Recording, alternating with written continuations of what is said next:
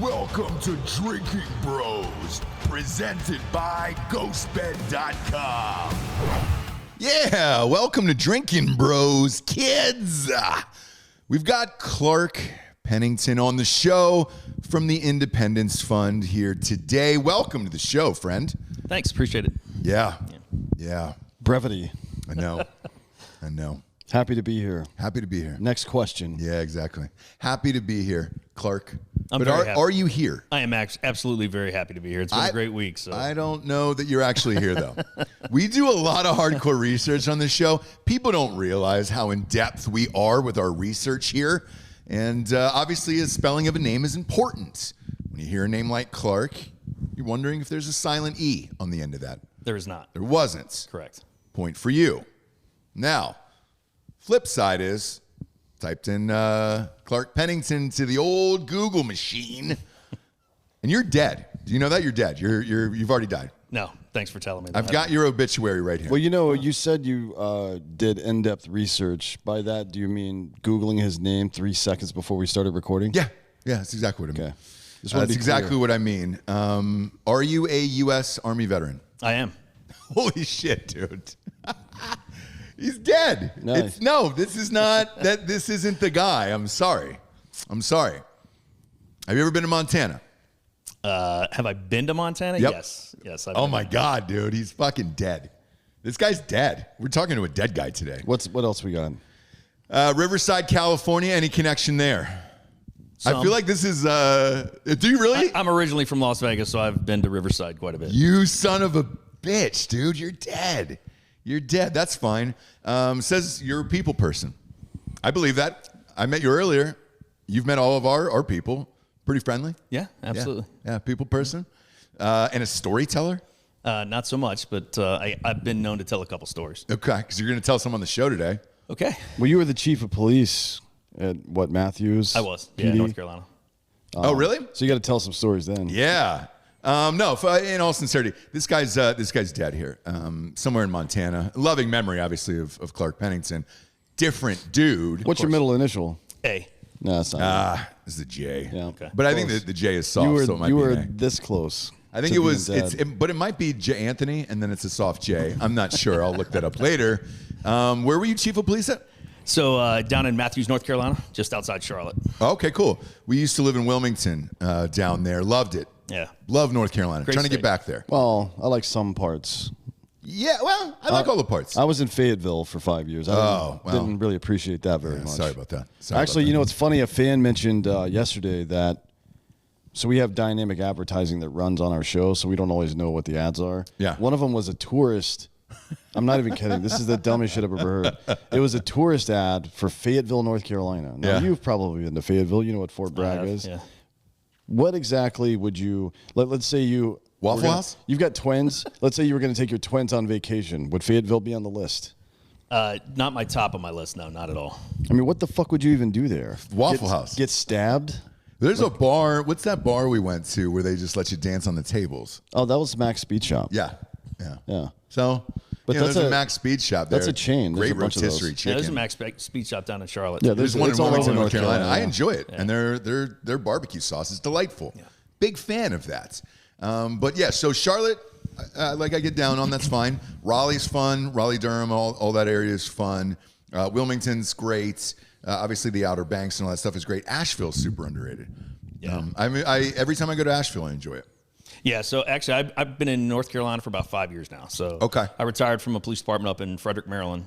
Took the job down in Matthews, North Carolina, and just last September, I got an opportunity to come over to the Independence Fund. So jumped on it, and I've been having a blast ever since. Did you get the full 20 in?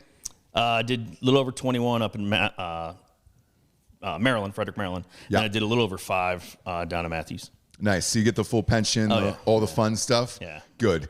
Because whenever we talk to cops, either out at events or on the show, it's one of those things where we ask the same question of, "Fuck, do you even want to do this job today, like in today's world?"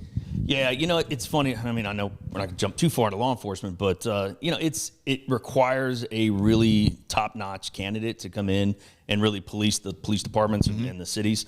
So, I mean, I know we're having a lot of struggles right now in law enforcement, but we are absolutely, and I say we because I still consider myself a cop. I've been doing it for almost 30 years. Yeah. We need those top candidates to come in and really take responsibility, take ownership for what they're doing, take ownership for the policing of the city, take ownership for treating everybody equally and fairly and respectfully. So it's still similar to our military, really. It's a noble profession. So it is. Yeah. And the thing that I said, because we had some cops over the other day, the thing that I told them was, in my personal opinion, 99.9% of cops are great. Yeah. It's the 0.1% that are getting headlines for whatever stories out there, some horrific body cam footage or whatever. But a lot of these cases, it's people resisting arrest and then taking off. And then it's like, well, shit, you've already put yourself in a horrific position to start with. This is probably going to end bad already. And I don't think it's entirely on cops. I think these cases that are happening around the United States, it's very small, but they're just, exacerbated by the media. Yeah, but I think what you're starting to see now in law enforcement is really the accountability model, right? The chiefs of police, the commanders are really holding individuals accountable, which it needs to be transparent, which, as you can see from the most latest incident, that's what it's been happening, right? It's very quick, it's transparent. You do a quick investigation, or at least as much as you can get to come to a point where you can determine whether somebody did something wrong, and then hold them accountable. And I think that's what the public expects from their law enforcement. Yeah, I do too, and I think they're getting better about that. Yeah. So we got to hope for cops. We don't need to defund the police and all that bullshit. I could go on for hours about that, but we're not here for that. Right. What made you get into the Independence Fund? So as a previous Army veteran and, coming from a family of veterans and really just the calling of what the Independence Fund does, it is an organization that was really born in the halls of Walter Reed. It is an organization that really looked at the need of our military members and our veterans and said, listen, what can we do to kind of help them progress forward, help them get a level of independence back that they might have lost. So when I say it was born in the halls of Walter Reed, it's honestly that's where it was conceived, looking at the individuals that were coming back from Afghanistan, looking at the individuals that were catastrophically injured, that really their quality of life looking forward was a much different image than what it was when they left. So when the Independence Fund is trying to bring back that level of independence to our veterans, that's really what we're doing. And that was really the calling that I saw coming over. Part of what they do too is not just the catastrophically injured.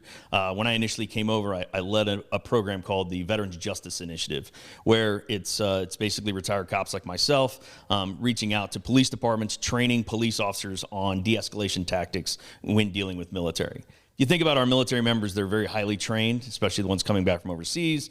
They have a level of skill set that police officers need to understand. Mm-hmm. They need to kind of accept, and they need to honestly de-escalate and build a level of rapport with them so that it doesn't turn into some honest catastrophic event on the street, a fight, an argument, maybe leading to deadly force, those type of things. So that's really what drew me over initially.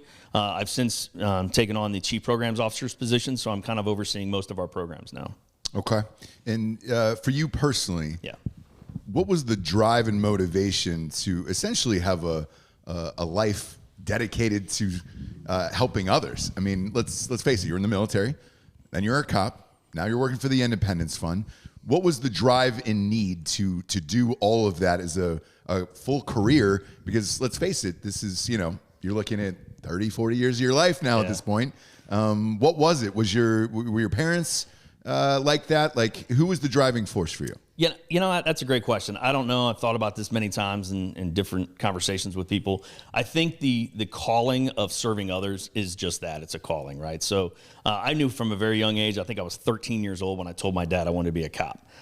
So I come from a long line of police officers. My dad, my grandfather, my great-grandfather were all in law enforcement. My stepdad was an Army veteran, so that kind of pushed me in the Army route to ultimately seek the other side of it.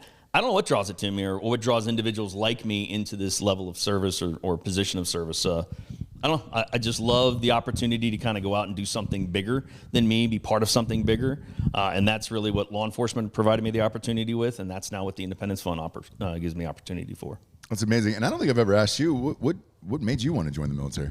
I don't like bullies. the purpose of power is to wield it in defense of other people, not to use it to subjugate or prey upon people. And when I see people doing that, I want to kill them. And that's probably the answer that ends the show. Good night, everyone. I mean, you don't negotiate with a fox that's trying to kill your chickens, man. No, I understand. I think it's interesting you say that. I think that's probably an answer that comes out in an in-depth, maybe a more candid conversation with a lot of cops and military is just that, bullies, people that pick on others or victimize other individuals, kind of being that person that steps in and stops it. But it's like, I think it's the same kind of feeling that a lot of people have that are, I guess you could consider anti-cop as well, because they care about justice. When things seem unjust, people feel uncomfortable, and you're going to have different perspectives on that, right? Because of personal experience and just how people are raised, what they think they know, and all this stuff, and how they frame the situation themselves. But people are extremely uncomfortable with injustice, I think. And it doesn't, I think it does no favors to either side to pretend like that's not the case. Yeah. So when people who are conservative, I guess, are, scoff in the face of people who are complaining about social justice issues, I don't think that's very helpful, because it seems like it's rooted in the same kind of ideology. You know what I mean? There's different approaches and different opinions on how to solve issues or how to address things, but this is the same thing politically for me. I feel like most human beings, like there's the silent majority stuff, and I agree with that to some extent, but there's also the people who are most common on both sides of the political aisle care about the same stuff for the most part. And these wedge issues that get driven between us, that's our failure allowing that to happen, in my opinion.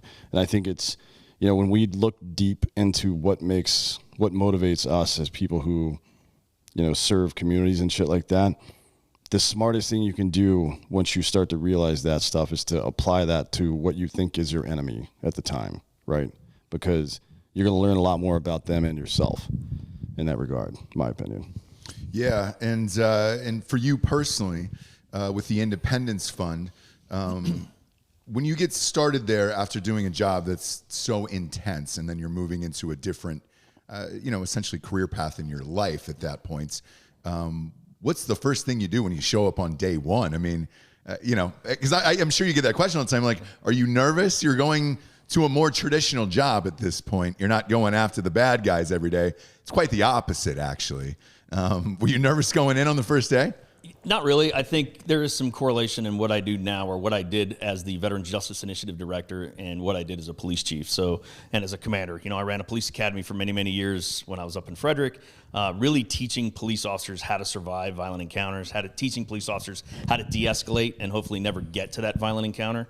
I saw this as kind of the next step in that progression, stepping outside, taking off the uniform, hanging that up, putting the badge away, and really just stepping in and trying to figure out what's my next step in helping police officers identify de-escalation techniques and tactics, especially in dealing with veterans who are in crisis. And really what we're focusing on when we teach police officers these de-escalation tactics are veterans who maybe have PTSD, right? TBI, traumatic brain injury issues, and honestly, those that are suffering from substance abuse issues. A lot of those three categories, if you will, a lot of that is deep rooted into some of the stuff they might have seen when they were in combat, which ultimately, when they come back, it's a very tough situation for them to kind of assimilate back into society, and then more than not, they end up having encounters with police officers. So having police officers who understand that level of impact that war has on our veterans, and then how do we de-escalate that so that we can get them the help that they need. Think about veteran population, right? They're afforded an opportunity to really be treated through the VA and treated through other community care organizations because of their veteran status. And to not take advantage of that opportunity to get them the help they need, rather than criminalizing the mental health issues that they may be suffering from, that's really the goal of the Independence Fund, and especially the Veterans Justice Initiative. Yeah, and with the Independence Fund, I think it's been going on, 15 or 16 years now at this point? Yep, 15 years. Yeah, 15 years. How many people would you say that you guys have helped over the past 15 years? That's a good question. Yeah, that's a great question. I mean, just going off of memory, we can talk about over one of our staple programs, if you will, is our mobility program. It's a program where we provide some of our catastrophically wounded veterans track chairs, right? It's a wheelchair that it looks like a tank. It's got tracks on the side. What that does is it gives those veterans that may be wounded and are in other wheelchair the opportunity to go to the beach, to step out into the woods, and to get back into maybe shooting sports or hunting sports. It's providing them that level of independence. We've given away over 2,600 track chairs since the beginning of the Holy Independence Fund. shit! Yep. And those are expensive. They're very expensive. I think they're 15,000 a piece. Yeah. If I'm not mistaken. Yeah. And the good thing about that, if you think about it, is a lot of that's coming in from donors that we're providing to these veterans and giving them that level of independence. And then every time that another veteran sees a veteran who can get back into hunting and shooting and fishing, because, to take a track chair down to the shoreline and be able to throw a rod into the water by himself is a huge accomplishment. So we want to provide that opportunity. Yeah. We've that's actually how Sarah and I met. We were at Black Rifle giving money to them, I think as early as 2017, if I'm not mistaken, to do this stuff. Yeah, it's a good program. Yeah, and I'm curious, has a veteran ever reached out to one of the donors and said, "Thank you, you changed my life"? Or because I know that would be the first thing on my mind, especially when we're dealing with equipment that is this expensive. And you don't. A lot of these people, I'm assuming, probably in the back of their mind, never thought they would be able to do any of these activities ever again. Yeah, I mean, sometimes we are able to connect the donor with the recipient right there on the spot, right? So we just That's awesome. We gave away a track chair just a month or so ago. Redskins game, maybe? Yep, the Charlotte Hornets game. Oh, the Hornets too. Oh, yeah. Yeah. There was a Redskins game, 3 months ago? I think it was in November or some shit like that. Ole Miss, we gave one out, I think, in September. So, I mean, we are able to connect sometimes our veterans with the donors, and I think it's just an amazing opportunity to see the look on their face when they get presented with the chair, and to know that they're able to kind of just progress in their independent. Yeah. And it's the organization is aptly named the Independence Fund because it's about returning, the ability to move around and do shit to the person again. Something they didn't think they were going to do, but it doesn't stop there. I mean, they have the caregiver program as well, right? Yeah, so our caregiver program, part of the mission of the Independence Fund isn't just to kind of help the veteran, but also to help the caregivers, because I think sometimes we forget the amazing amount of patriotic work that goes into taking care of our catastrophically injured veterans. And it usually falls on a family member or somebody else like that, a wife, a mother, a father, and a the husband. expense involved. That's something that a lot of people don't think about is, hey, when you are catastrophically injured and then you've got to go back home again, military is only going to do so much. And then at that point, hey, you're on your own. Yeah. Good luck, taking care of this because those expenses add up quickly. Yeah, the expenses, the mental toll that it takes, really the learning of a new skill set that caregiver has to kind of take on, cleaning and packing wounds, with that maybe that portion of it, helping them, traverse, everyday life, whether it be inside the home or out into the car, new vehicles, all of that. The Independence Fund really steps in and takes an active role in helping the caregivers learn those new skill sets, teaching them new skill sets maybe they weren't using before, whether it be financial, means, or however it is that they're going to balance their books. All of that we take on, and we take it very seriously to ensure that there is a holistic and total approach to taking care of our warfighters. And then not just taking care of the warfighters, but also taking care of the people that take care of us, which is what taking care of warfighters and police is all about in the first place, right? So this particular program has, we'll get to Operation Resiliency soon, but something similar where there are half dozen or more caregiver retreats across the country every single year as well, which is so it's not just about giving people the tools and resources to do the job at hand, but also to give them the tools and resources to deal with doing the job at hand. When your relationship with your fucking husband or child, or I guess in some, it's rare, but your wife becomes cleaning and dressing wounds and packing wounds and shit like that, it changes the nature of your relationship. Yeah. It can't not do that, right?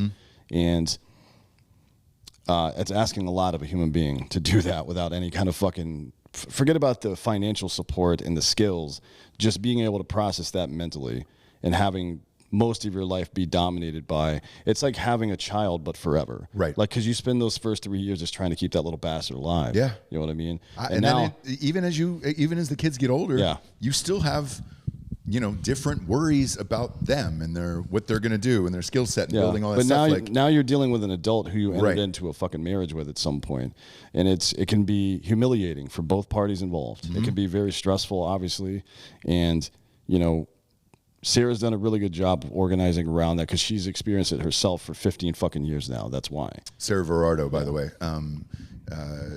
who we're talking about there. But with that, as far as I'm going to go back to what you said about expenses and just learning how to balance books and everything like that. Like when you're overseas and you're fighting and everything else, it's probably the last thing on your mind. Yeah, well, I mean, but we don't teach this shit in high school either. And I know. This is one of the things we talked about at the panel a couple weeks ago in Vegas. But it's something that Sarah and I and you guys are going to work on, and it's pre-PTSD stuff, right?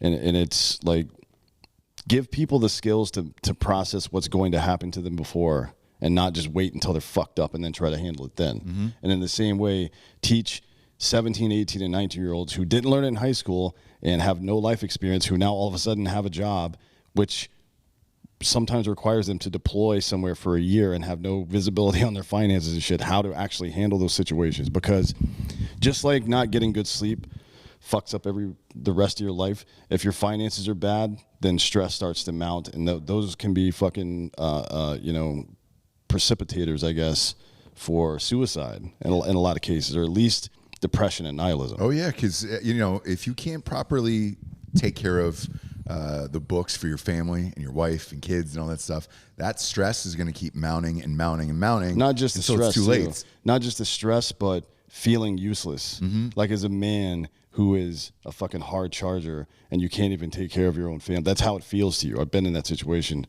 It's like, that's how it feels. Like, I can't even do this. I'm a piece of shit. What am I even doing here? You know what I mean? Yeah. But we can prevent that shit.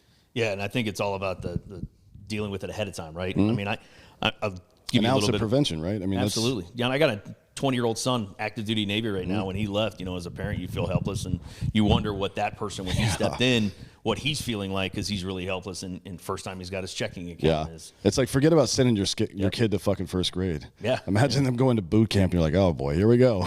Especially these days, because kids, we were different when we were young. You know what I mean? Like, we would just disappear for a day and a half, and our parents was like, oh, fucking, you didn't clean They'll turn up. Nobody had me on Find My Friend. Yeah, exactly. Exactly where they were. This is different now, and I can't imagine sending a kid off to war right now. It's crazy. Yeah, it's pretty wild. So we talked about the mobility program, obviously, and the caregiver program.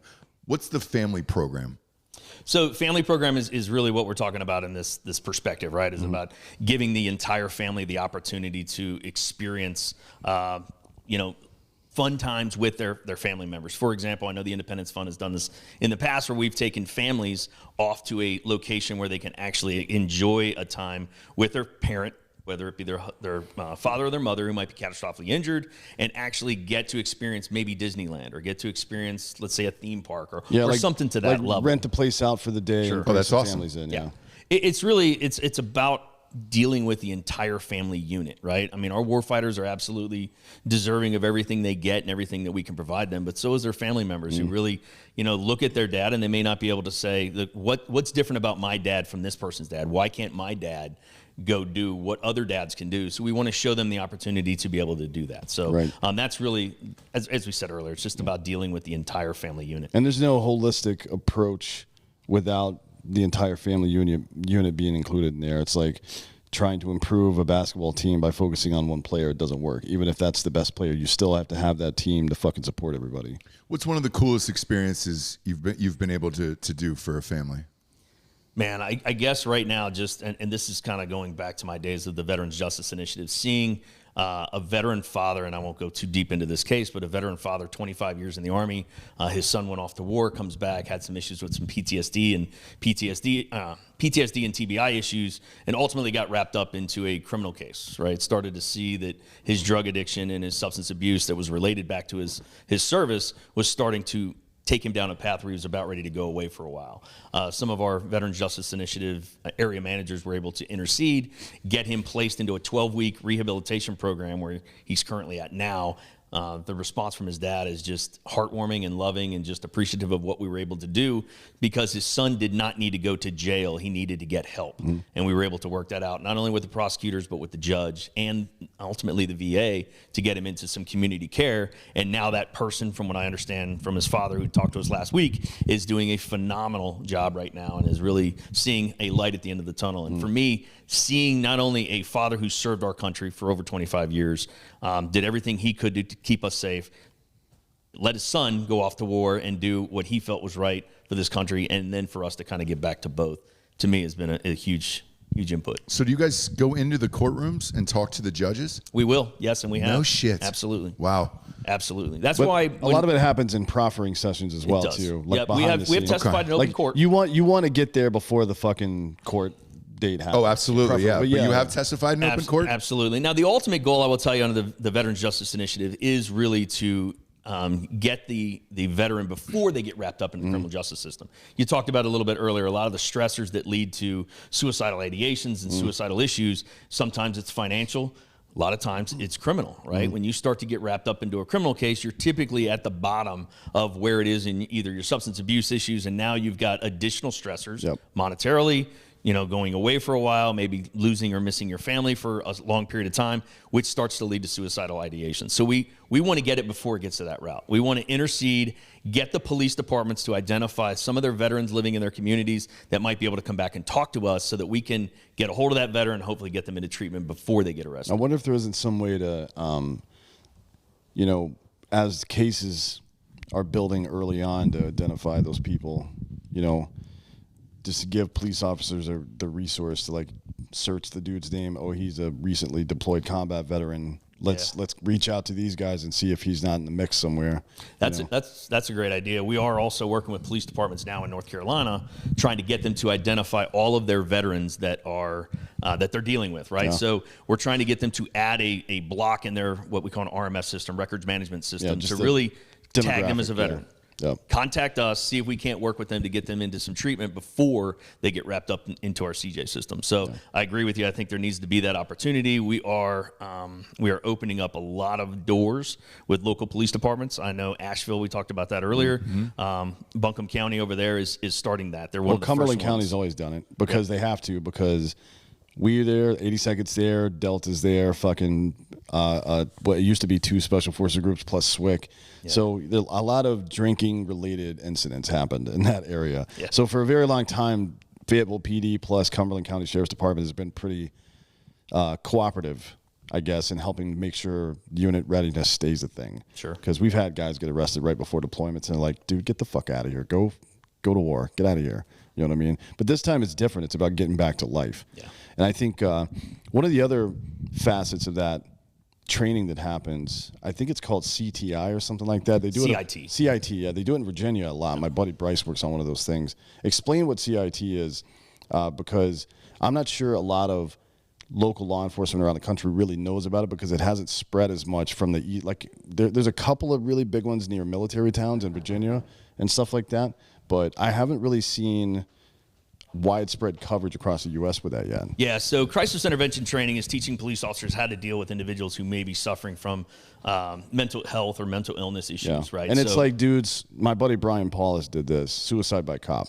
is the thing that happens. I think that's what got the majority of really the push in specializing and training police officers on how to identify mental health issues, and then how to build rapport, and then ultimately how to get that person into treatment. So that's really what we're doing under the Veterans Justice Initiative. We're teaching what we call a basic veterans CIT. It's basic veterans crisis intervention training, where we are dealing with veterans who are in crisis to hopefully move that ball forward, if you will. And it gives like this whole defund the police, we're going to send social workers out to respond to stuff, is fucking dumb and dangerous, right? But you do have trained police officers that if you give them a little bit of information, like here are some key indicators, like the guy's holding a weapon, but it's at his side. He's trying to bait you into shooting him, right?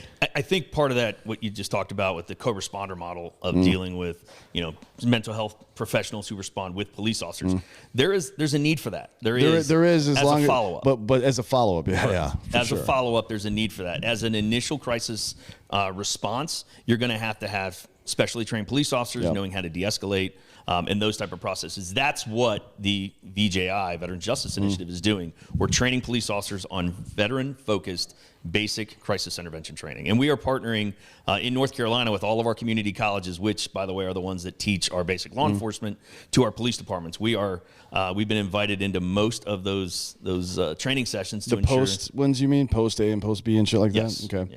Yeah, That's cool.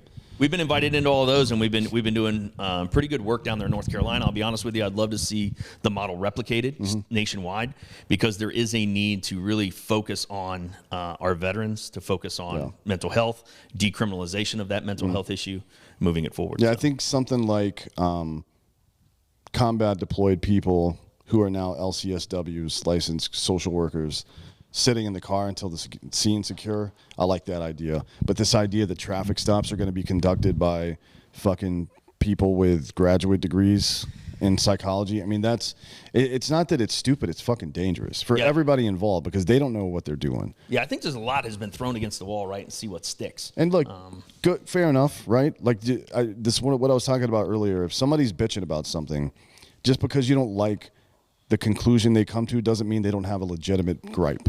And if you ignore the legitimate gripe just because you don't agree with their conclusion, then you failed. You failed the community, right? You failed everybody that you're trying to help, so that you're so-called trying to help. If you do that, you can't let that happen. Absolutely. We did knock at the door here if you didn't hear it. Giorgio, is that booze? Yeah, did we get our booze? We got booze. Nice. We did. Thank God. And Girl Scout cookies. And Girl Scout cookies. That's wild. Yeah, they had to scan your ID. Yeah. Oh, no wonder he got real itchy over there. Giorgio, you probably thought it was a cop trying to set him up. Yeah, we get it. We've had a couple cops in the room this week. Sheriff Joe and now yourself. We're all criminals here. Actually, yeah, so whenever there's a rap at the door and they're asking for an ID to scan, he's probably the last one to do that. He's probably got some priors. You're going to let that go today, and I appreciate that. Let's jump into the advocacy program on here. And you guys go to Capitol Hill. Are you actually speaking with Congress and Senate regarding some of these issues and potentially trying to get funding, or who's up there that's actually doing this? So we actually have a team in D.C. Oh, you do? That works for the Independence Fund that really advocates for veterans on the Hill. They really will propose bills, propose new changes to bills, or we will review bills that are up for vote and really provide our input. You got to remember, Sarah Verardo is really just an amazing gangster. Advocate. She's amazing. She's been on the show before. She's a gangster. Oh, okay. Yeah, she's awesome. She's just an amazing advocate for veterans, and just really taking her vision to not only work it from the top down, but also kind of bottom up. She doesn't take no for an answer on anything. We've had her on the show before. She's rad. Yeah, but that's why I was asking if there was a team there. Having been there and Dan as well up to Capitol Hill. Holy shit, man. Trying to get anything done up there. If you don't have a team on the ground there, you're fucked, because these bills and all these things are happening so quickly, or they're being thrown away so quickly that you're like, hey, hang on, guys. Can I send some people over and chat with you about it? And it's easy for us to sit back here and complain that veterans are used as political pawns on a regular basis, but and she would agree with that statement, but she doesn't give a fuck. She just goes there and she's a goddamn Terminator, to be honest. But you have to be. Because that's the only thing these assholes in D.C. will respond to, is physically going up there to the door with someone in a wheelchair and being like, hey, here's the problem at your actual doorstep now. What the fuck are you going to do about it? Now, obviously, you can't say shit like that. But well, behind closed doors, I am assured that she would say something like that. Yeah. Yes. She's very diplomatic. I'll give her that. Yeah. But what are the biggest challenges you guys face as far as the politicians go? Because it's not just Republicans and Democrats. Like, it's both sometimes that fuck over veterans. And, what are the challenges you guys face doing this on a daily basis with our government? Because, Dan and I have said this a million times on the show. We feel that it's broken, and that if anything actually gets done, it's a fucking miracle. So I'm curious to hear from your side. Yeah, well, that's where we have amazing people up there in our DC office that really advocate for our veterans, and they are some of the smartest, most in-tuned individuals when it comes to the political process and how to really work with both sides of the aisle, because the Independence Fund is just that. We are a very neutral, if you will. We work Nonpartisan. Nonpartisan. We're working both sides. We want to make sure that the best thing or the best outcome is there for our veterans. And I think that our advocacy team does that for us up in DC. They're also working with the VA. You got to think about, the VA is extremely large, extremely bureaucratic, right? It's a lot of different layers. And to navigate that with our advocacy team, just working with them on new processes and new things that come out, like our community care programs, right? Or VA's community care programs. How is that applied? How do we actually, as the unit on the ground, TIF, the Independence Fund, how do we apply those community care programs? And we have our advocacy up there that really helps us connect with the individuals that make those decisions. So looking at this thing from a total perspective of working it from DC all the way down into small units and police departments within Charlotte, and working it with caregivers and all of those aspects of it is what makes the Independence Fund unique. I'm also curious as to when you guys get these bills and you go through these bills. Obviously, the ones that most Americans see are the ones that get press. Typically, it's from a celebrity or something like that. There is sacrifices you have to make in these bills where you're just like, shit, man, that has nothing to do with veterans. Case in point, the last one was a big one. It was Jon Stewart going up to Congress and Senate for, was it the burn pits? No, it was for, he's talked about the burn pits, toxic exposure recently, but the one piece of legislation he did move forward was the 9/11 Victims Fund. Well, he did that, but I believe he just pushed through the burn pit one as well. I'm not sure that it's passed yet, but he's working on it, yeah. Okay, Yeah. But with that, Jon Stewart came out, and he's very well-spoken, very smart guy, but was, kind of pissing on these Republicans for not signing this bill, and how can you not want to help veterans and everything else, and, initially that's what grabs the headlines and that's what the media will run with. But then when you actually peel back the layers of this bill and you hear the Republicans talk about it, I listened to a podcast with Ted Cruz who was talking about it, and he goes, look, if it was just about veterans in this bill, everybody would sign off on this. It's a bipartisan issue, and nobody cares. You know what I'm saying? So we're fine with all that. It's everything else that is cooked into these fucking things that they want us to pass that we just don't agree with because it doesn't have anything to do with veterans. You can name a bill whatever you want. However, when you start digging through all the pages and see what's actually in there, that's what we have the problem with. And people won't remove these different things because they're trying to jam in their own things that have nothing to do with veterans.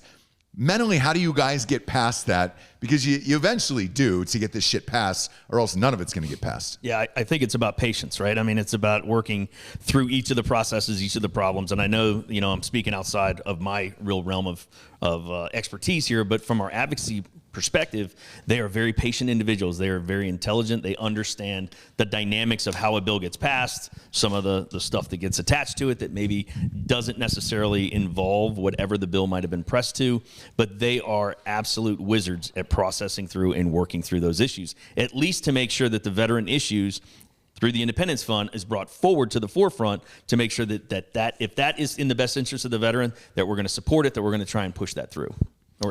We don't have any voting power, if you will. When I say push that through, I'm talking about pushing through our agenda or our opinion towards it. Yeah, you kind of have to reverse engineer some of these bills and be like, all right, what are we really fighting for here? And then once you go through it, then you can start picking off the people one by one that you think will support the cause in that bill, and then kind of gain momentum in those regards. So that's where having a CEO that's connected and understanding the process really not only benefits the organization, but it really benefits the veteran because she is so connected. And, having Michael, her husband, who's gone through this, and she understands the entire VA process and understands, the caregiver perspective of it, it really gives us that perspective that's unique. Yeah, it's a amazing thing that you guys are doing here, and you guys are there's a million job openings. I'm on your website now. Yeah, they just released a number independencefund.org. of new ones. How big is it? Yeah, well, I mean, you can look at our programs, the number of programs, obviously with each program, we have individuals that work within that. We are growing because our responsibility to our veterans is growing. Though Afghanistan has, basically ended, if you will. We're not seeing maybe the catastrophically injured veterans coming back that we did 2008 to 2010. But what we still are seeing is our veterans that maybe have wounds that aren't visible, right? Those TBI, wounds, and toxic exposure and things PTSD, like that. Yeah. right? Toxic exposure, burn pit stuff. Things that we're seeing, we still have a great need in our veteran community for TIF to step up and do that. So that's where you're seeing some of our openings, some of our opportunities available in TIF. And if you're interested in learning about any of our programs, please go to our website and check that out. I'm sure IndependenceFund.org is that website. Yeah. Now, speaking of a lot of these other programs, there's the casework program as well, which I think might be one of the more, it's one of the least talked about things, but one of the more important things I think that the organization does. Because when you get out, I mean, it was probably the same for you when you retired as a cop both times. When you get out, there's no fucking guidebook that tells you what to do, what you're entitled to, how to get any of that stuff, or where the resources even are in the fucking first place. Now, we all go through the out-processing shit in the military, but it's kind of bullshit, to be honest. And I know, well, I won't say that, but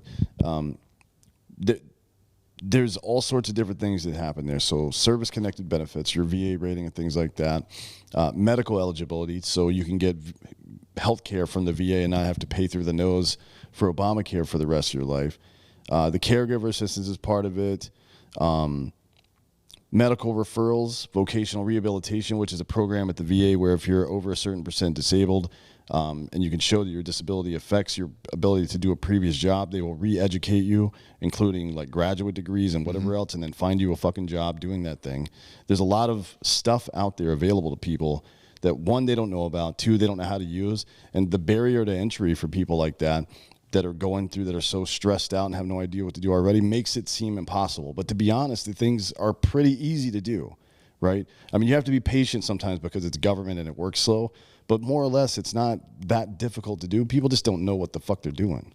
Yeah, and I think I appreciate you bringing up casework, because casework is probably the unsung hero of the Independence Fund. That's what I needed most when I got out. Yeah, and the amount of work that they do behind the scenes to really help the veteran understand their benefits that they're entitled to, because every veteran who comes out of service is entitled to some level of benefit.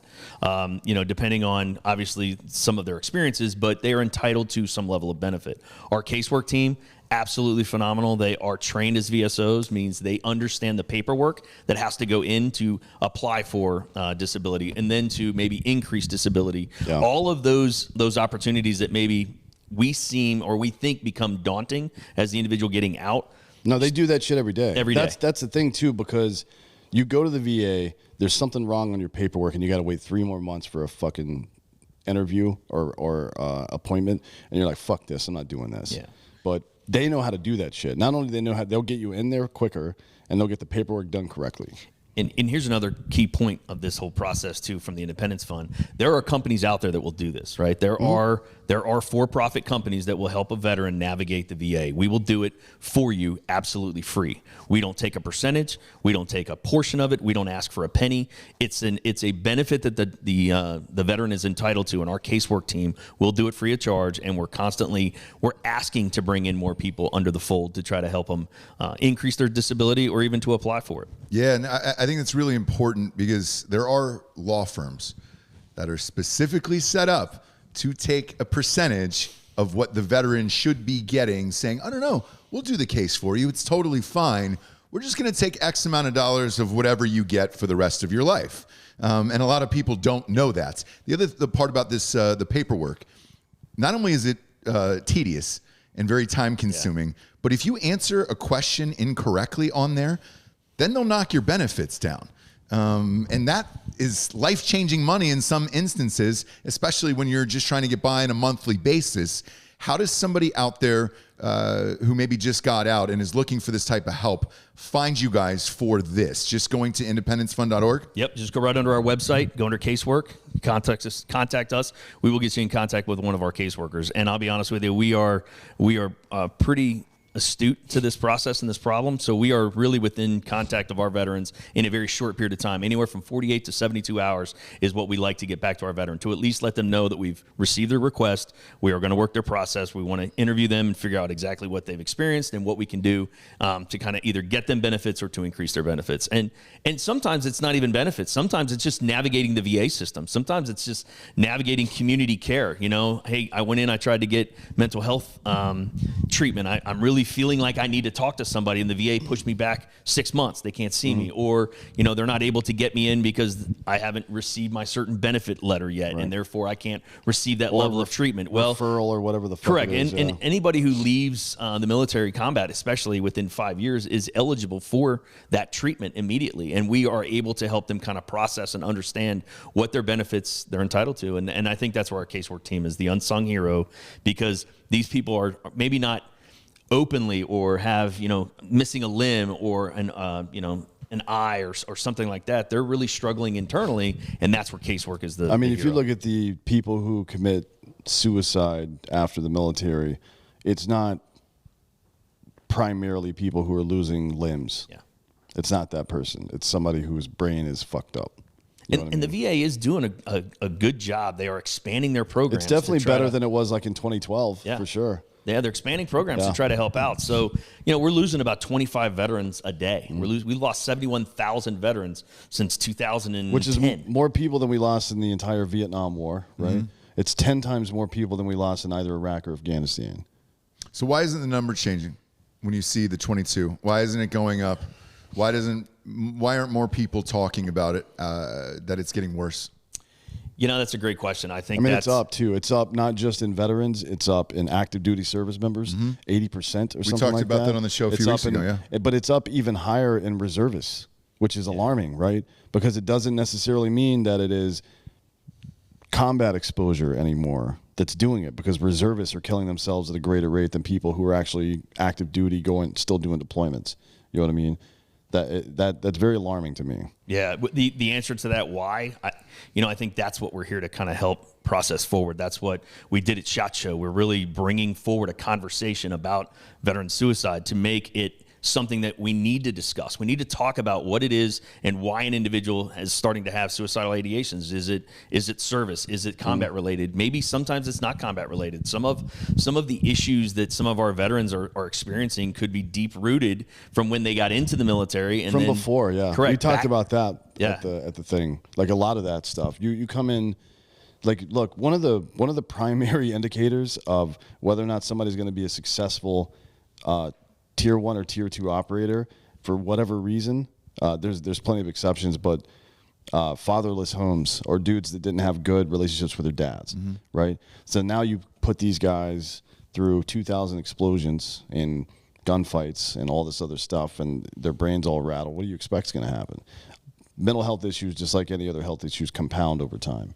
And that's why you guys have Operation Resiliency. And I remember talking to Sarah about this a while back, and she had one of the most sobering statements I've ever heard. She was telling me about going to a funeral for one of her husband's friends and who had committed suicide.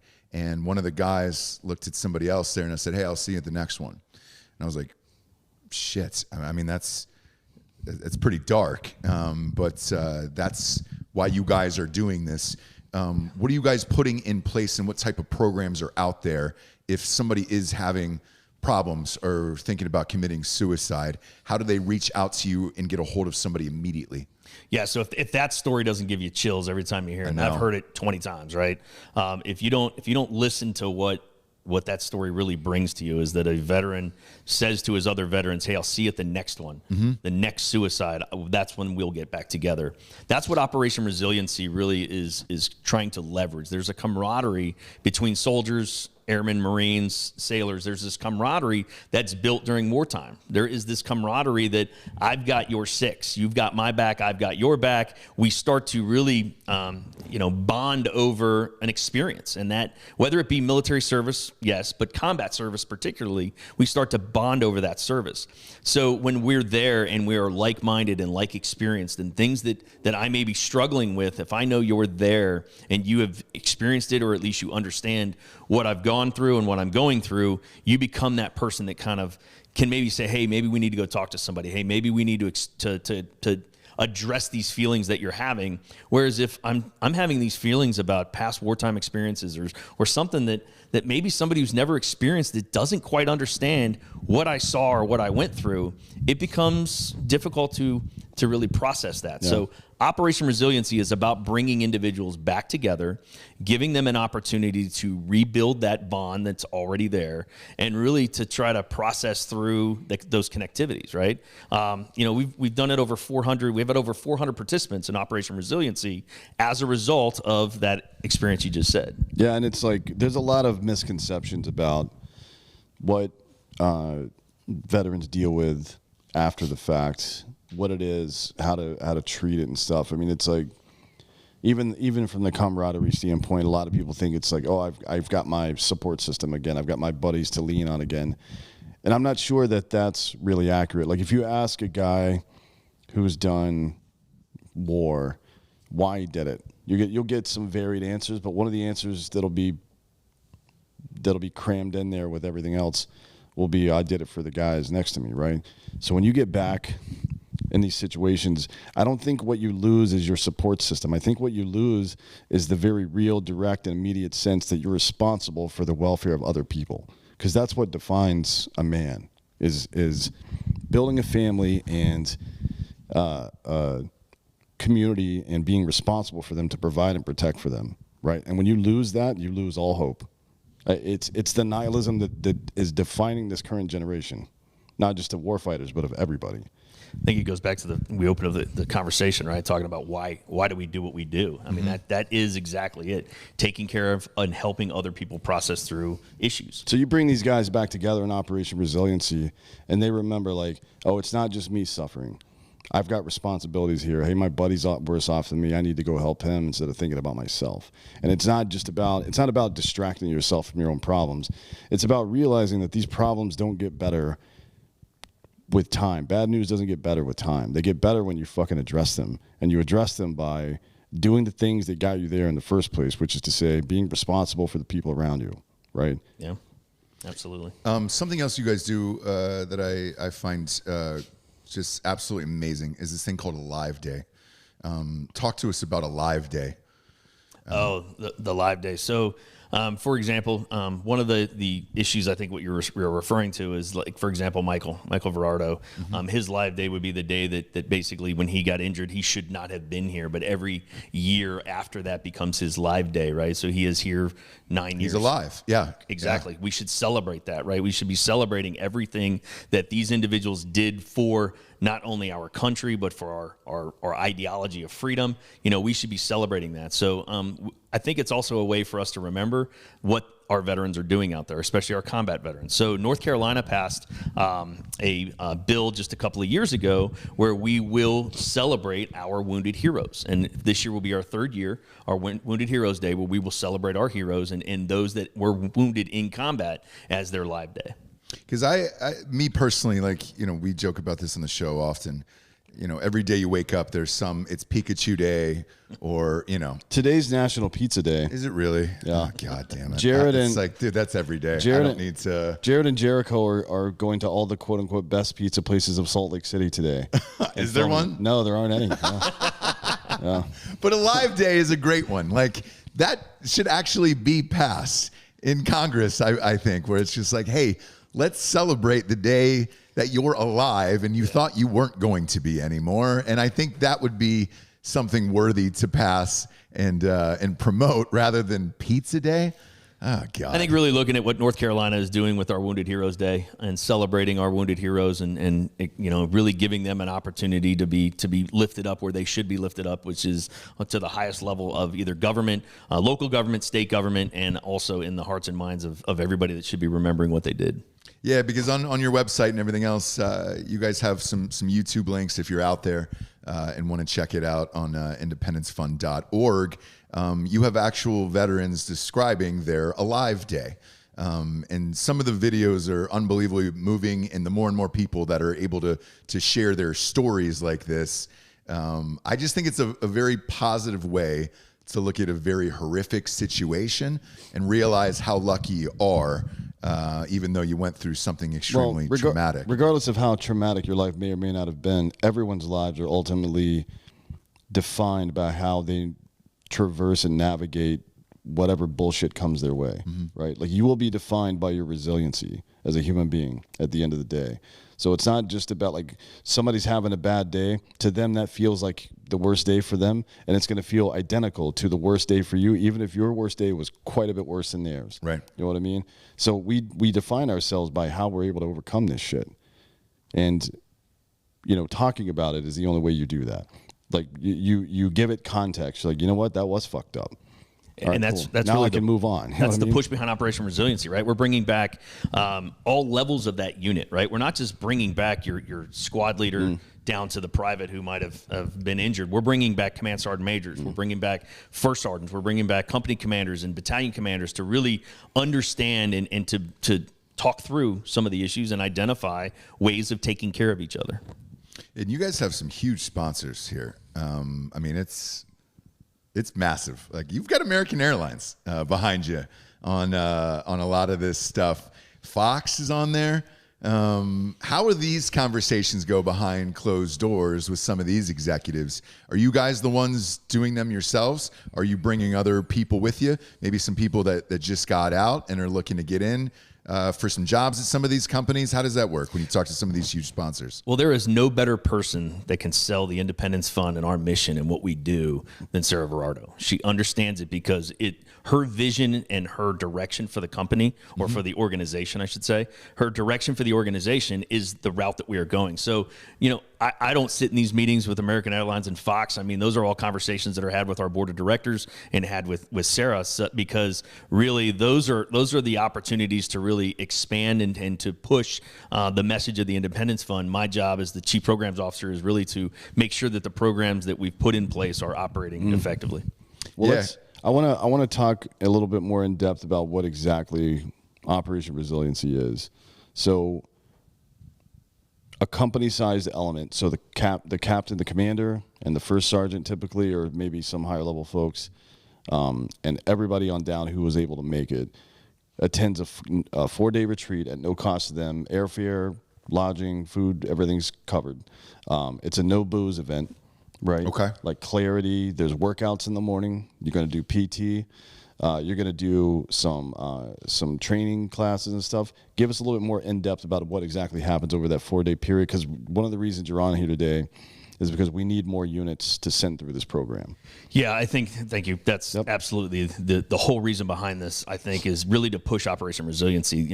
It was an amazing success in bringing together multiple units. As I told you, we've done this with over 400 individuals coming to Operation Resiliency retreats to try to work through some of these processes. But we are looking for additional units. An individual who might be out there who served in a combat unit maybe is starting to see or hear about or even fearful of somebody within those units that might be contemplating or have committed suicide, right? Those levels of stressors. We want to bring those units back together.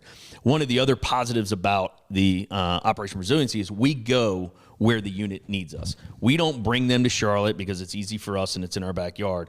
We go to Texas, we go to Florida, we go to Virginia, we'll go to Montana, we'll go to California, wherever the units are located that really are needing the opportunity to express and to converse about the experiences that they had and work through some of these processes. We're going there. I love that you pointed it out. Again, this is completely free. We don't charge a penny for this. This is all brought to the unit with the opportunity of lowering that 25 a day or 22 a day, I know was typically out there, but 25 a day suicides, we're really attempting to lower that number and bring some opportunity where some of our counselors or individuals who are leading these sessions can really help individuals identify some of the past trauma that might have happened that they aren't even really understanding how it really impacted them. Because the first step to really being resilient is understanding what it is that happened. And sometimes we push all that down. I mean, you've talked about being a man and where we go and things that are expected of us, and we start to push those things down. And during these sessions, workout sessions where you get people back together again, or you get individuals talking about past experiences, they start to say, I remember that. and then you start to see some of that emotion come through. I'll say this about the man thing and pushing stuff down. It's tough to go into a gunfight with a fucking sprained ankle or sore knees or some shit. It's fucking stupid to do it with a broken leg. There's a limit to which you can push yourself, and I'm very turned off by the whole self-care bullshit we're into these days, where everybody's focused on themselves, because everything meaningful you do in your life will be in the service of other people. But you can't do any of that shit if your shit's all fucked up. You can't. You got to get yourself right so you can help other people. It's just the way it is, man. It doesn't make you tough to suppress your emotions and pretend like everything's okay. It's fine to not be okay. It's not fine to pretend like you're not. You know what I mean? Yeah. That's bullshit. Like you have to take care of yourself so that you're fucking operational. That's just the way it is. Where's the next event located, and how can people sign up for it? So that's kind of the process, and what we're here looking for is to bring on that next unit. So I think there's one in March. There's some event in March, right? So we have a couple of different events scheduled. So February 23rd, we will be on Fort Bragg talking about Operation Resiliency. We call it a summit, where we will be taking to some of these warfighter communities some of the opportunities that they have. Because remember, this is also supported through DOD. DOD supports Operation Resiliency. VA supports Operation Resiliency because it does have a track record of working.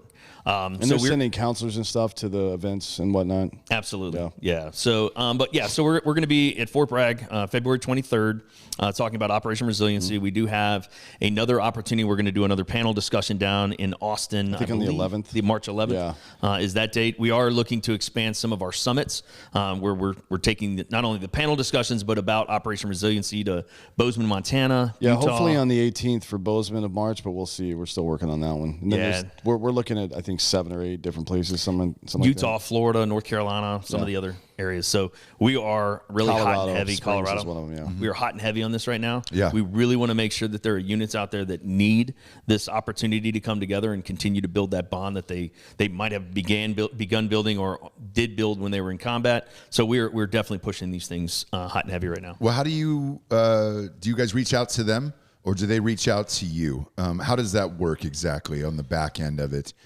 Do they come directly to the website, or are you guys seeking them out personally? So we're doing a little bit of both, right? Okay. So we are asking anybody who has a unit, maybe they serve with or a family member serve with, that they know if people are struggling, go to our website, bring it to our attention. We will reach out and we will do all the legwork to try to pull that together for them. But we are also going to our summits like Fort Bragg, North Carolina, Colorado, Utah, Bozeman, to really try to make sure people know that we're out there. And then sometimes we get somebody comes to us and says, "Hey, I've got a unit for you. Maybe you could work with us." And those are the units that we want to step into. We can do up to 6 retreats this year. I mean, we are poised and we are ready to do it right now. That's awesome. I want to spotlight one of your board of directors. Okay. If you don't mind. Sure. Because he was on the show. Okay. Sean Spicer. Okay. Spice Dog. Yeah. Spice Dog. Very, very famous episode we did with Spice Dog. We still encourage everybody to go to his Instagram and just put hashtag Spice Dog on every single post he has. He loves it, and he's fine with it. He texts me every now and again. He goes, "People are still fucking calling me Spice Dog." Oh yeah. How did you guys get involved with Spicer? I know he's a veteran as well, but how did that take place?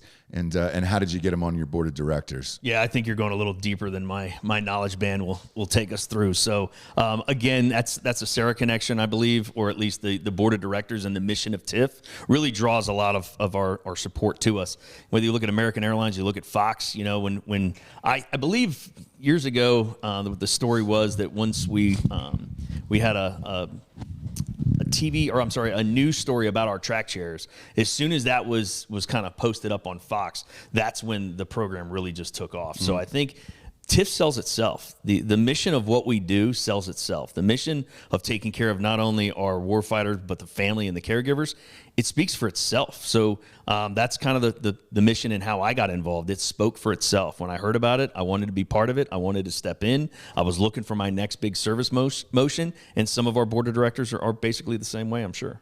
Yeah, and the reason with Spice Dog in particular is what you see on TV is not necessarily always what you get with him. We actually enjoyed him a lot, and we enjoyed our conversation, and we think he's a a very smart and a good dude.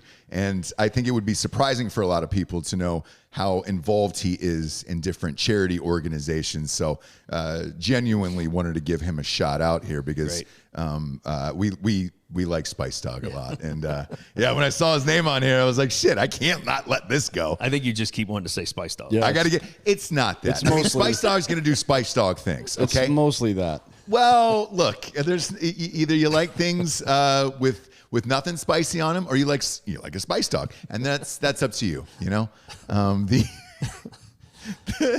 devil's in the details. You guys can have the your own devil's in the conversation. details. You know what I'm saying? So, and it's DAWG on that. Oh one. yeah, don't misspell it. Yeah, don't go DOG. It's DAWG for Spice Dog there. So feel free to reach out to him. But now is the point in the show we get to the Drinkin' Bro of the Week, which is someone who has inspired you or helped you become the person you are today. Who would you like to give the Drinkin' Bro of the Week to? Oh my gosh, you guys are just gonna pop that on me? Well, we've done it, 1,500 times at this point. Drinkin' Bro of the Week. I guess I'll just give a shout out to my best friend back in Vegas. So he and I, he's a prior Navy veteran myself. We both joined the military at a high school. Used to come back together every chance we had to in Vegas, and we'd do our little Vegas drink. We'd do a Jaeger on the rocks with a splash of water. There you go. That's every intense. time. Yeah, that's intense. Yeah. So my buddy JR is my JR Vincent. I can taste it. I know. As soon as you said it, I could smell it. I could smell the Jaeger, and I was like, oh, fuck. I do it every once in a while and send him a picture of it just to kind of bring us back to where we used to be. So now it's all good. That's great. And then lastly, obviously, you were a cop. What do you think of this dick broom that's on my face? Because a lot of cops have mustaches. I want to get a dick broom rating out of you. This is going to get me in trouble, but the first thing I thought of when I saw that mustache, I thought you were a fireman. Oh, well. You can just say gay. It's fine. God damn it, man. What the fuck? I didn't know how to take it. It means I'm gay? Yeah, well. It's just... All right, so let's take it a step further. Fireman is just a euphemism for gay. Let's be real. Okay, all right, let's take it a step further. I just want to point this out. I did not say that. I just said you look like a me fireman. that said that. Yeah, it was Dan who said that for sure. But would I at least be a top? Like, is it a top mustache for a fireman? I need to know that just so I can live out my life normally. I don't have an opinion on that. You son of a bitch.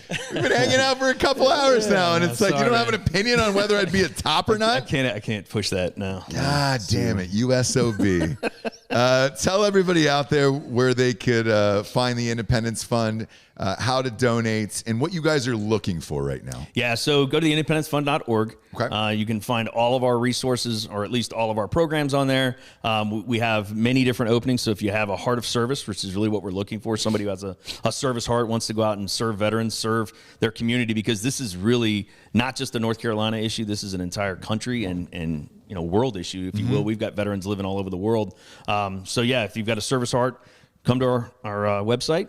Look at our openings, but if you've also got individuals that need service, if you've got a family member or even yourself that maybe what you've heard here today would help you, come on over. Let us help. Let us at least try. Absolutely. And it's theindependencefund.org. They're taking donations. There's a ton of job openings as well.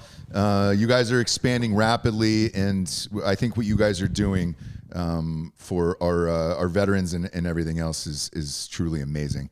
So thank you for being here today and carving time out of your schedule to do it. Hey, I appreciate you guys having me. I know I was short in the beginning, but this has been really an awesome opportunity for us to really talk about our programs and to make sure that people out there understand what the Independence Fund is and why we do what we do. Well, for us, is Drinkin' Bros, and we've been doing this for so many years. We do a ton of crazy episodes, and I'm sure you've heard them as well. But we also get a gigantic response when we do episodes like this as well. When Dan did that panel live in Vegas, a ton of people hit us up. And so when we got here and we knew we had a chance to sit down with you potentially, we were like, hey, let's get it on the books and do this because it is important. And we're not all about dicks and buttholes all the time on Drinkin' Bros.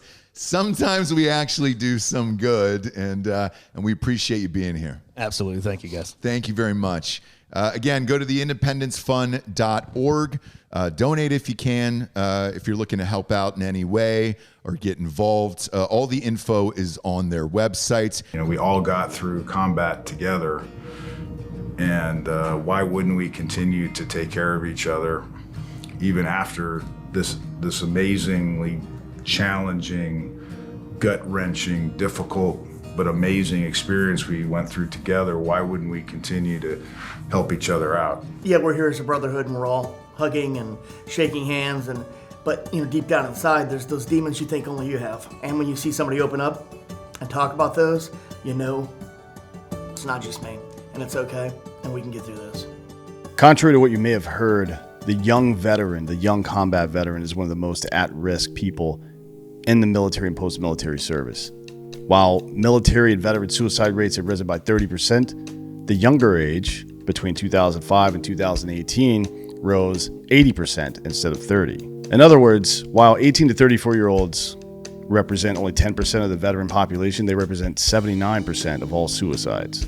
Because of this, the Independence Fund founded Operation Resiliency, which focuses on tactical combat units that saw heavy conflict in Iraq, Afghanistan, or elsewhere. They bring the units back for a weekend with their command elements so they can get to know each other again and learn to lean back on that camaraderie that made them whole when they were together before.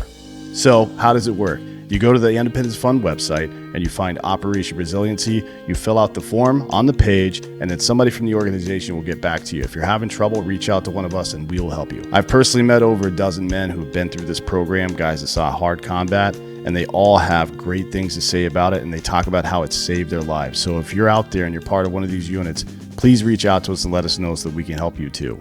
Like, holy cow, we've done so much in such a short amount of time. It's been awesome. There might be some anxiety, there might be some hesitancy to walk through that door, but if you'll take that step through the door, it's all gonna wash away. You're gonna see that guy that you knew, 5, 10, 15, 20 years ago, and it's all gonna wash away. You're gonna go right back to that moment, and you're gonna embrace those guys, and they're gonna embrace you, and it's gonna be a great weekend. And to be there with the guys that we were there with every day and trained with and did all those schools and the ranges and all the late nights in the company, like, that was such an amazing experience. This has been one of those things that you would typically hear about, like a buddy getting the deal, and you think, oh, I don't ever get deals like that, and this was one of those things where it's a once in a lifetime amazing opportunity.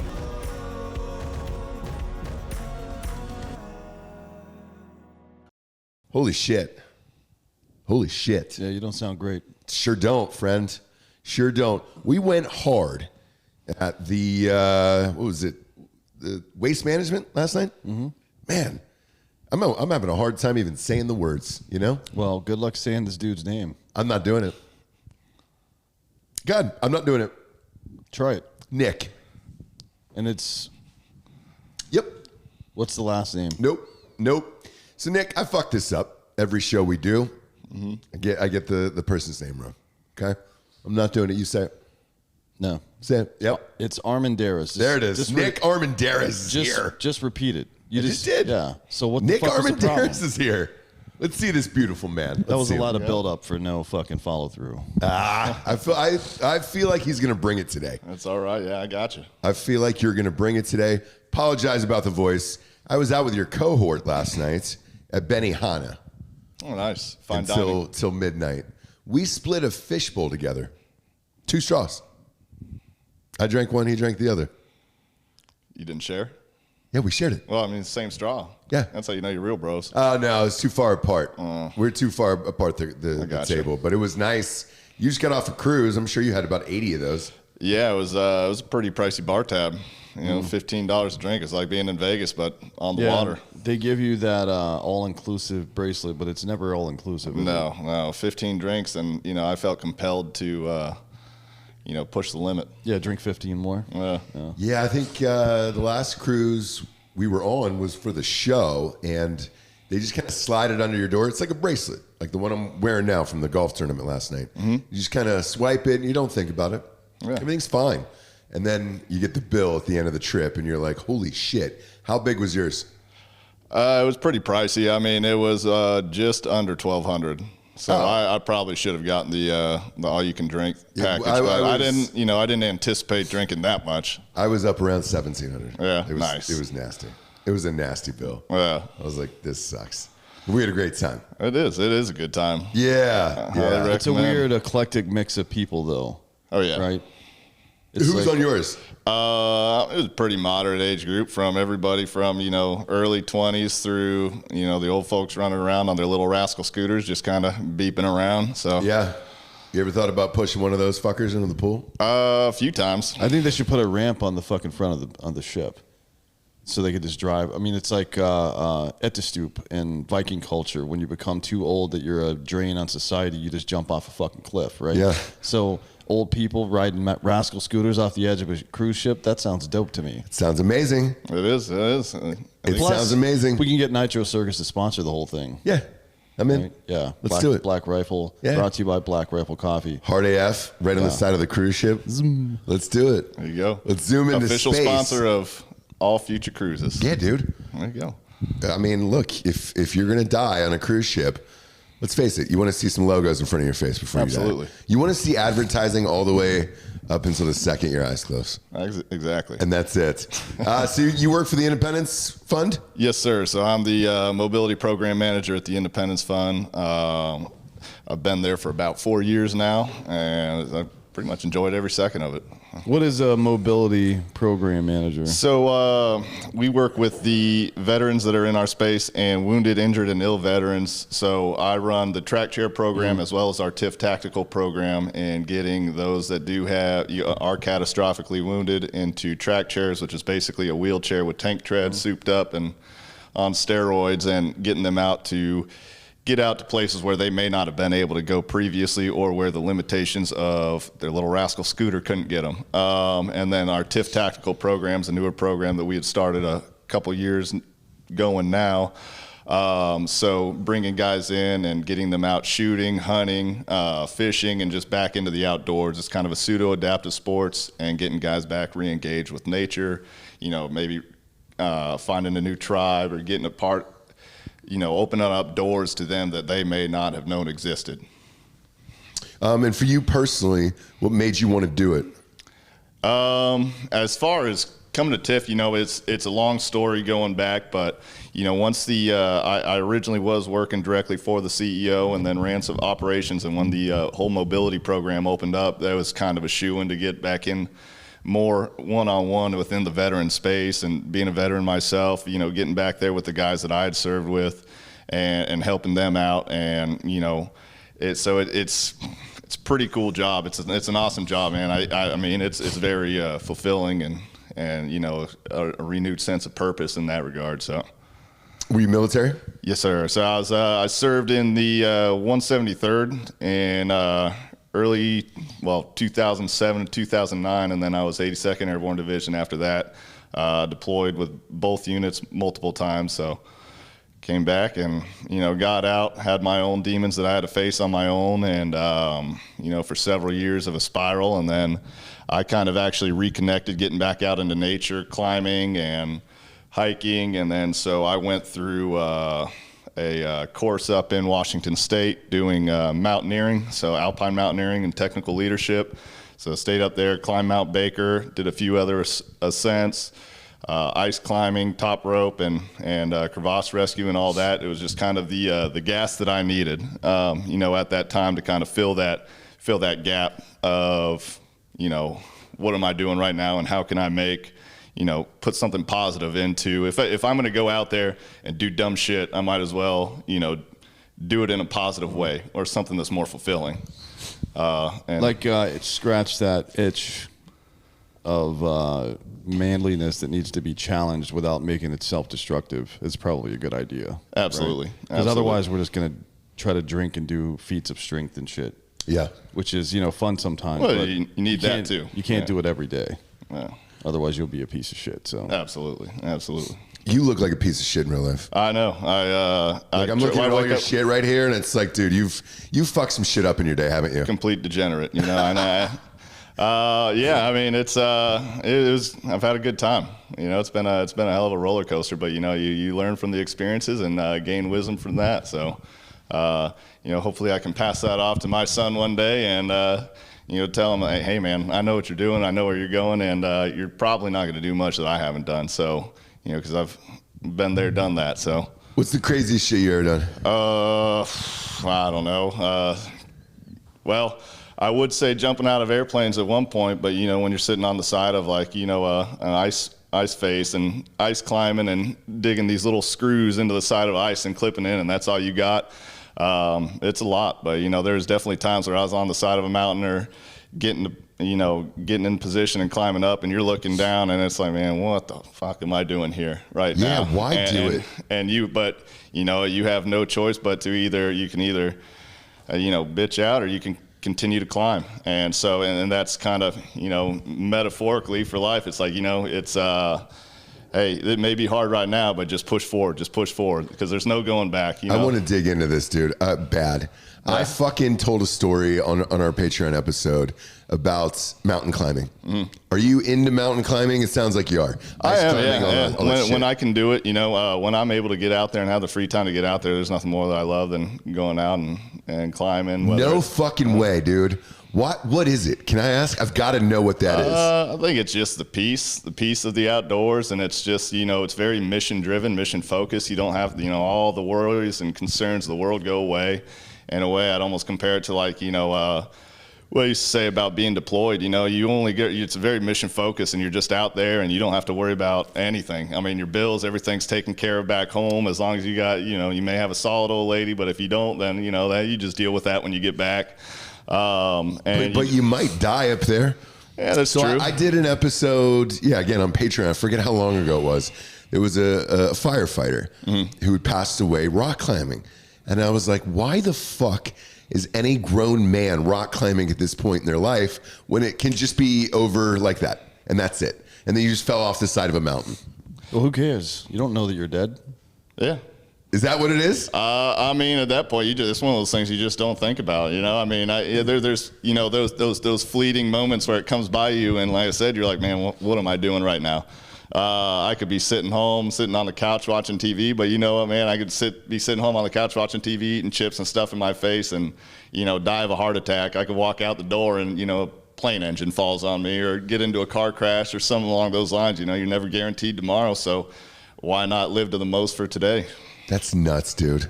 I mean, nuts. I quit playing like simple shit just from fear of blowing out an ACL, where I was just like, I'm fucking too old to do that shit. I can't do it anymore. Yeah. And you're still mountain climbing? Like I say, yeah. Every time I get the chance, it's not just, you know, climbing mountains. It's everything, you know, and to a degree, even, you know, I think I found a new hobby, unfortunately, too, is scuba diving while I was out on that cruise. You know, just the peace and serenity of being down there. It's just you and, you know, like I said, very mission focused, very like linear. You don't have to think all the other problems just kind of fleet away, and it's just it's peaceful. You're at peace. You know, it's nice to not have to think about stuff sometimes, you know. Again, dude, I'm going to go back to it. Mountain climbing. You got to think about it. You got to think about it the whole fucking time that you're going to die. Scuba diving, you could die.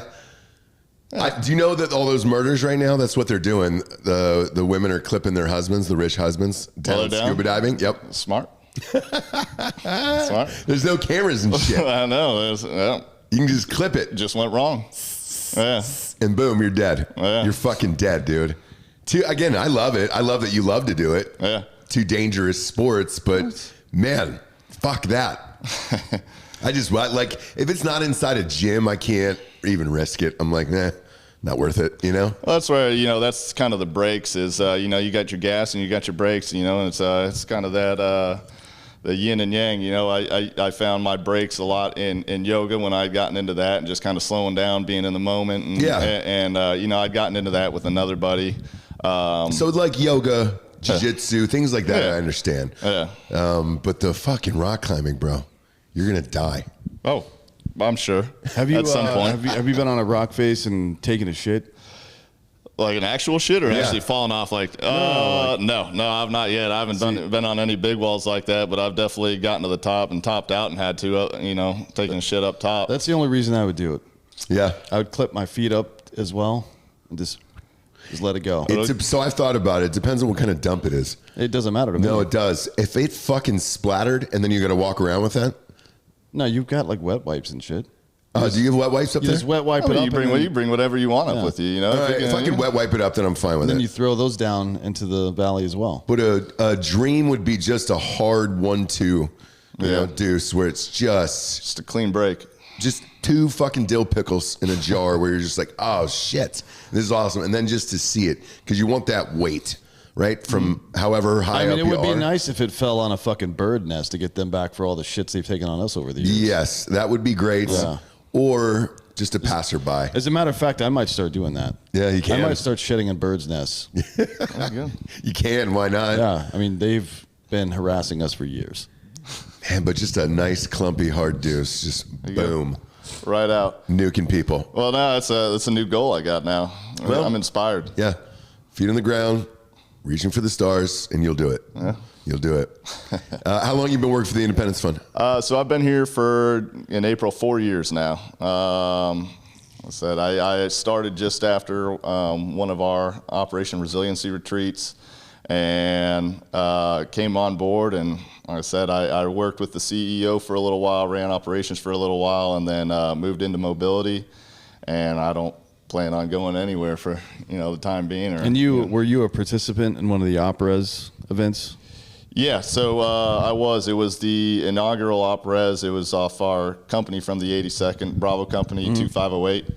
And so, I remember kind of getting the call about this thing that was going on and bringing back, bringing back all the guys from our unit, getting them all centralized, flying us out, putting us up, room and board for a weekend. And I was like, man, that's going to be great.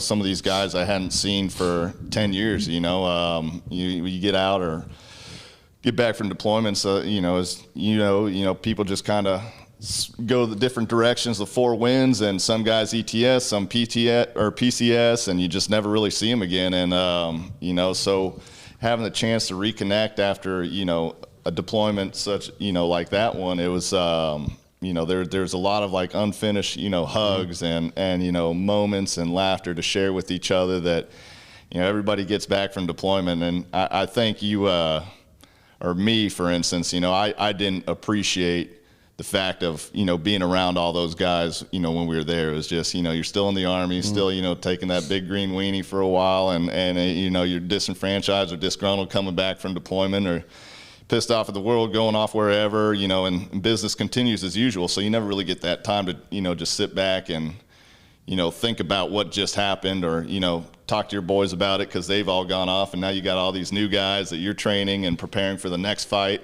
And so you're staying mission focused with that, and that's kind of your purpose, driven thing for a while. So, being able to get back with those guys 10 years later and reconnect and, sit there for 4 days and go through, some unpacking of some baggage, through some of the workshops that they would offer, and then going out. We did it in Charlotte, so we went out to the Whitewater Center, went whitewater rafting. It was a great time. We had guys that had been blown up using their legs as paddles. So it was all around. It was great.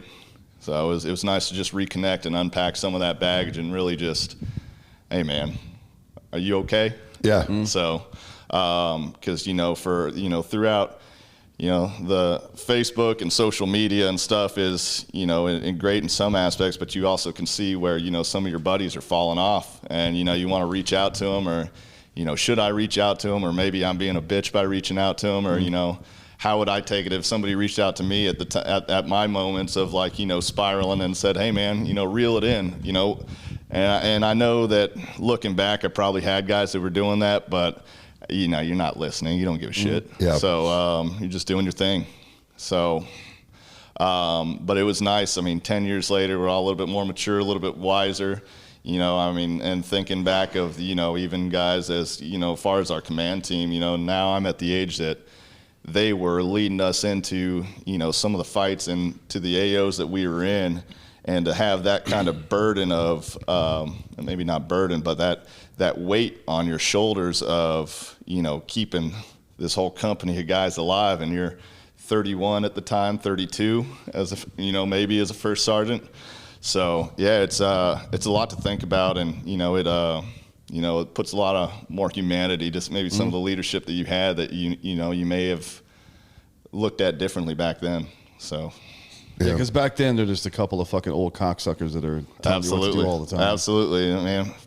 Shit, talk to me about cutting my hair, this, that, right? It's like, come on, man. Stay off the grass, like, fuck you, dude. Yeah, especially while you're deployed. You know, everybody hates getting drilled and beaten up over, you know, Army regulations while you're deployed, but yeah.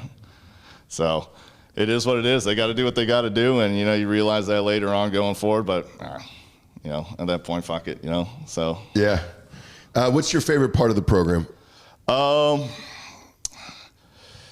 Honestly, the whole thing in its entirety, I don't know that I could really pinpoint any one thing. You know, I would say the workshops they are run by a clinician, and it's geared towards helping you kind of unpack some of that baggage. You sit down in your groups and your teams of your previous squad that you were in, and sit there and kind of, hey, you remember that one mission, this happened or that happened, and you go through and you know. Everybody just kind of sits around, unpacks it, walk through it, you know, express it to the group, and just, you know, this is how I felt about these, and, you know, why did we do that? You get a lot more of the whys now that you didn't have then, you know, where you're like, why the fuck are we going out on another mission at 2 a.m.? Like, I just got back from one, or, you know, why did you tell me that when I came back in the wire knowing that, you know, we had just lost somebody? I wanted to, you know, rip your jugular out. Yeah. You know, so you get to unpack a lot of that and learn a little bit more about it, and, you know, it just builds a different kind of sense and viewpoint of looking at it, and you know, and then, you know, it's more intimate than when you were in the Army with these guys, and you're sitting there like, man, stop being such a bitch. Yeah. You know, get it together. You know, buckle up. We got shit to do. So, you know, stuff your sorries in a sack and your feelings in a sack, and drive on.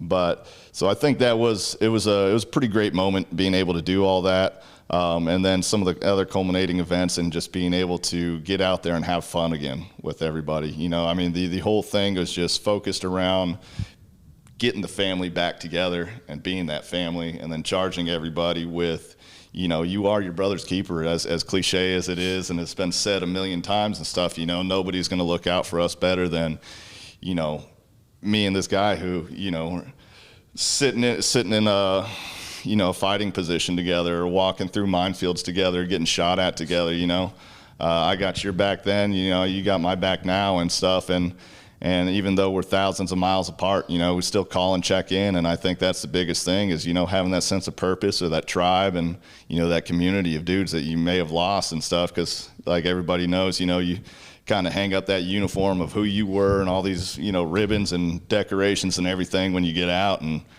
I went, you know, straight to college and was just around a bunch of kids. I was like, man, fuck all these guys. Mm-hmm. It's just different, you know. How old were you when you got to college? I was 30, 31. Okay. When I was going back. Is that wild? It was interesting, especially going to like a local community college there in Fayetteville. So it was different. It was a different animal. And now I'm sitting, you know, in this classroom setting again, which was half the reason I joined the Army, was because I did not want to be in school anymore and didn't see, you know, a future in going to college or anything. So, but so it was interesting, and, you know, was able to buckle down a little bit more and get everything squared away and just drive through. But, you know, it was just different, you know, going from one extreme to the other, and sitting around with, like, you know, groups of kids that have just no idea.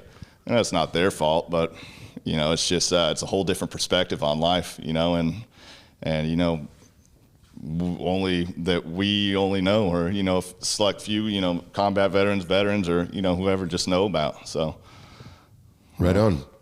Well, look, for us in this show, everybody who comes on, we give out this thing called the Drinkin' Bro of the Week, which is someone who has inspired you or helped you become the person you are today. Mm-hmm. Who would you like to give the Drinkin' Bro of the Week to?